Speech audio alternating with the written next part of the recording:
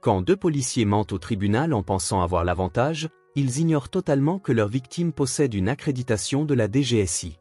Ce qui suit va bouleverser leur monde.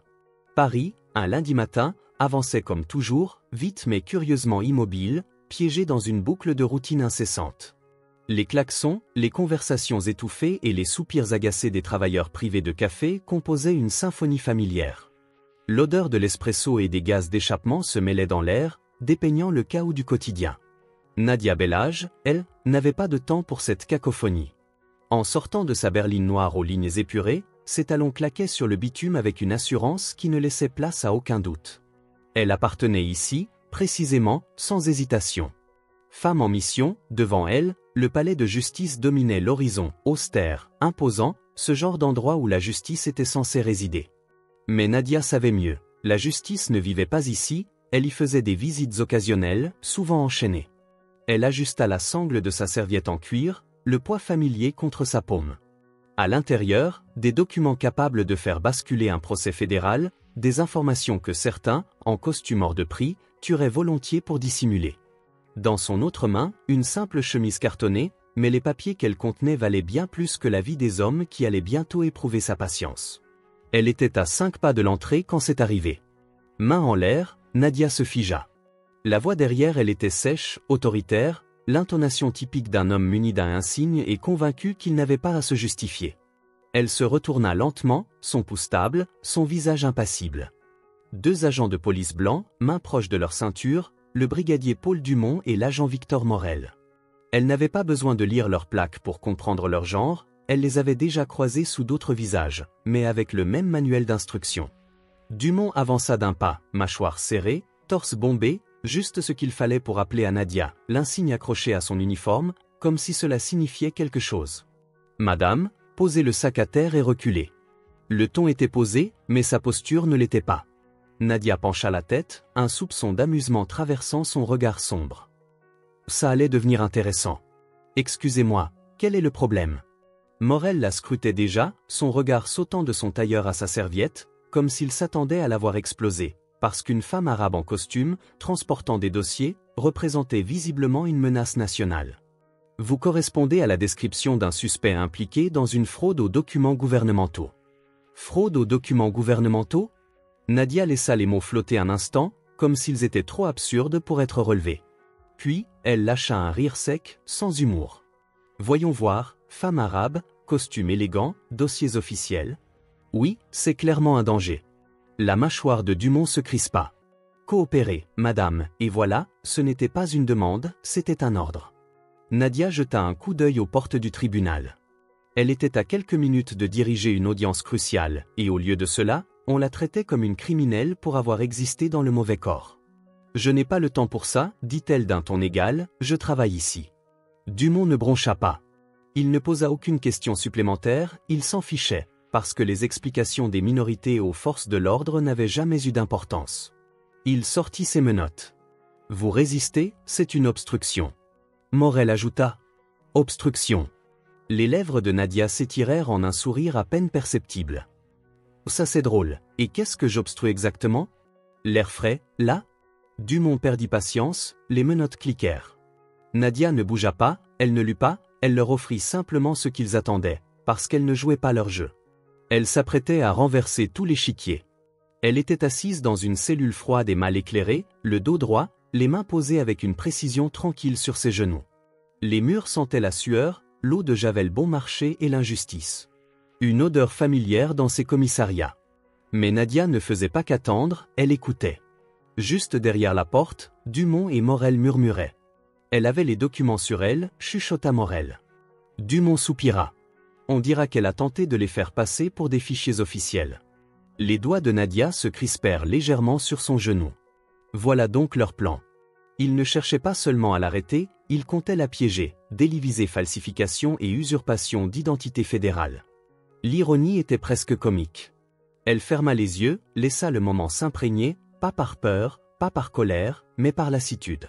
Fatiguée du même vieux scénario, des mêmes mensonges recyclés, des mêmes hommes persuadés de leur impunité. C'est une inconnue, le juge nous croira, il nous a toujours une inconnue. Nadia inspira lentement. Il n'avait aucune idée de qui il venait d'arrêter. Elle les laissa parler, s'enfoncer un peu plus, chaque mot, chaque mensonge était une preuve de plus. Puis la porte de la cellule s'ouvrit brusquement. Entrée en scène de Malik Serrano, grand, imposant, costume si net qu'il semblait taillé au scalpel, avocat de la défense avec une réputation qui faisait frémir les procureurs. Il ne pénétrait pas dans une pièce, il s'en emparait, et ce commissariat lui appartenait désormais. Elle sort avec moi. Dumont s'étonna. Elle fait face à des charges sérieuses. Malik ne broncha pas. Il sortit un dossier volumineux de sa sacoche et le posa sur le bureau avec une nonchalance glaciale. Juste un petit quelque chose du ministère de l'Intérieur. Dumont ouvrit le dossier, son teint vira au gris. Il s'avère que mademoiselle Bellage n'est pas une simple civile. Elle est consultante sur les affaires de sécurité nationale. Le silence tomba. Morel déglutit. Ça ne veut pas dire qu'elle n'a pas. Malik leva un doigt. Silence. Et Morel se tut. Puis Malik laissa tomber sa dernière bombe. Et ces documents frauduleux que vous prétendez avoir trouvés? Un instant de pause. Une proie réalisant trop tard qu'elle était déjà morte. Ils étaient destinés à une audience officielle aujourd'hui. Dumont blêmit. Elle ne nous l'a pas dit. Enfin, Nadia parla. Oh, vraiment? J'ai peut-être oublié, vous savez, vu qu'on m'a menotté avant même que j'aie pu ouvrir la bouche.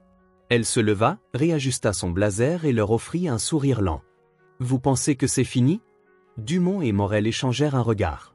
Non, ce n'était que le début. Nadia se tenait droite, les yeux fixés sur Dumont et Morel, tandis que Malik ajustait sa cravate d'un geste rapide. L'ambiance dans la pièce avait soudainement changé, l'atmosphère, auparavant tendue et menaçante, se faisait plus calme, plus contrôlée. Mais derrière ce calme, un danger sournois rôdait, et tout le monde dans la pièce le ressentait. Dumont serra les poings, ses yeux fixés sur le dossier que Malik venait de poser sur la table. Il avait l'air sur le point de craquer, de se révolter contre cette situation qui échappait à tout contrôle. « Vous ne pouvez pas faire ça, Serrano, » dit Dumont, sa voix trahissant son agitation. « Vous ne pouvez pas simplement entrer ici et prétendre que ce n'est pas ce que vous pensiez ?» Coupa Malik, sa voix calme mais ferme. « Si, c'est exactement ce que vous pensiez. Mais la vérité a un drôle de sens quand on la regarde sous un autre angle. Nadia n'est pas juste une citoyenne ordinaire. Elle est impliquée dans des affaires de sécurité nationale. Vous pouvez essayer de la faire tomber pour fraude aux documents, mais vous n'êtes pas prêt pour ce qui vient après. » Les lèvres de Morel tremblaient légèrement, un signe évident de son malaise. Il se tourna vers Dumont, cherchant de l'aide, mais son supérieur, figé, semblait incapable de réagir, pris au piège dans la toile d'araignée que Nadia et Malik avaient tissée autour d'eux. « Et vous croyez vraiment que vous allez vous en sortir impunément, Serrano ?» grogna Dumont. « Vous jouez à un jeu dangereux. »« Un jeu ?» répéta Malik, haussant un sourcil. « Je ne joue pas, Dumont. Je protège ce qui doit l'être. Vous êtes en train de brûler des ponts, et pas seulement ceux avec Nadia. Vous êtes en train de brûler votre propre carrière. » Le silence qui suivit était lourd, comme si la pièce elle-même retenait son souffle. Nadia, toujours calme, se tourna alors vers Malik. « Malik, on n'a pas de temps à perdre ici. L'audience va commencer dans 1 heure. Il faut qu'on avance. » Malik hocha la tête, son regard se fixant sur les 2 policiers. Il savait que ce moment marquait un tournant décisif, non seulement pour Nadia, mais aussi pour les vies de ceux qui étaient impliqués. Dumont et Morel se tenaient là, abasourdis, incapables de comprendre l'ampleur de la situation. Nadia n'était plus une simple victime à manipuler, elle était un pion dans un jeu bien plus vaste, un jeu dont il n'avait même pas saisi les règles. « Vous avez perdu, Dumont. Vous avez fait une erreur fatale, » annonça Malik. « Et maintenant, vous allez avoir à en répondre. » Dumont se précipita vers la porte, mais Malik le devança, bloquant son chemin. « Vous ne partez pas d'ici. Vous avez à nous expliquer comment vous comptez justifier ce piège, parce que ce ne sera pas la première fois que des policiers sont pris à manipuler la vérité, n'est-ce pas ?» Les yeux de Dumont étaient remplis de colère, mais aussi de peur. Il savait que l'affaire allait prendre une tournure qu'il n'avait pas anticipée. « Je ne sais pas de quoi vous parlez, » balbutia Dumont. « Ah, mais vous savez très bien, » répondit Malik. « Et ça, c'est ce qui va vous coûter bien plus que votre poste. » Nadia s'avança alors, la tête haute, les yeux pleins de détermination. Elle avait la certitude que tout ceci n'était que le début d'une série d'événements qui allaient secouer les fondations même du système judiciaire, du gouvernement et de la société elle-même. Il ne s'agissait pas de la protéger, mais de révéler la vérité, coûte que coûte. Elle se tourna vers Dumont et Morel. « c'est fini. Vous avez cru que vous pouviez jouer avec ma vie. Maintenant, vous allez voir ce que ça fait de jouer avec le pouvoir. Vous avez sous-estimé le fait que je ne suis pas une cible facile. Un silence lourd s'installa dans la pièce. Dumont et Morel savaient que, même si ce n'était pas la fin de leur carrière, ils venaient de se retrouver dans une situation dont il serait difficile de sortir indemne. Malik se tourna vers Nadia, un sourire en coin. « Prête à retourner au tribunal ?» « Plus que jamais, répondit-elle, son regard acier déjà tourné vers l'avenir. « On a du travail à faire. Si ces histoires vous touchent, alors imaginez plonger encore plus profondément dans des récits inspirants et bouleversants. Des histoires vraies, des parcours de vie extraordinaires, des combats contre l'injustice et des triomphes qui défient toutes les attentes. Découvrez Je sais pourquoi chante l'oiseau en cage de Maya Angelou, Une vie de Simone Veil ou encore Nelson Mandela La couleur des sentiments, des témoignages puissants de résilience et de courage. Si vous aimez les grandes histoires de revanche et de justice, Le Comte de Monte Cristo ou Ne tirez pas sur l'oiseau moqueur vous captiveront. Et pour des récits qui célèbrent la différence et la force intérieure, Wonder et La couleur des sentiments sont des incontournables. Vous trouverez tous ces livres en description de la vidéo. N'hésitez pas à cliquer pour les découvrir et vous laisser emporter par ces histoires qui résonnent avec celles que nous racontons ici.